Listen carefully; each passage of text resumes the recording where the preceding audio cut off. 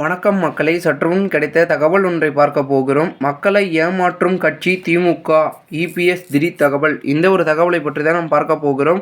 தகவலை பார்ப்பதற்கு முன்னதாக நீங்கள் நம்மளுடைய சேனலுக்கு புதிய பார்வையாளர்களாக இருந்தீர்கள் என்றால் மறக்காமல் நம்மளுடைய சேனலை சப்ஸ்கிரைப் செய்து வைத்துக் கொள்ளுங்கள் மக்களே. திமுகவை போல் மக்களை ஏமாற்றும் கட்சி அல்ல அதிமுக என இபிஎஸ் தெரிவித்துள்ளார். தென்காசியில் பிரச்சாரம் மேற்கொண்ட அவர் ஆட்சிக்கு வந்து 4 ஆண்டுகளுக்கு பின்தான் மக்கள் மீது திமுகவுக்கு அக்கறை வந்துள்ளதாக தெரிவித்தார். அதிமுக ஆட்சியில் கொண்டு வந்த திட்டங்களை நிறுத்தியதுதான் திமுக அரசின் சாதனை என்றும், அதிமுக ஆட்சி அமைந்தவுடன் அம்மா மினி கிளினிக் திட்டம் மீண்டும் கொண்டு வரப்படும் எனவும் தெரிவித்தார். இந்த ஒரு தகவல் தற்பொழுது அரசியல் வட்டாரங்களில் பேசும் பொருளாகவும் மாறியிருக்கிறது.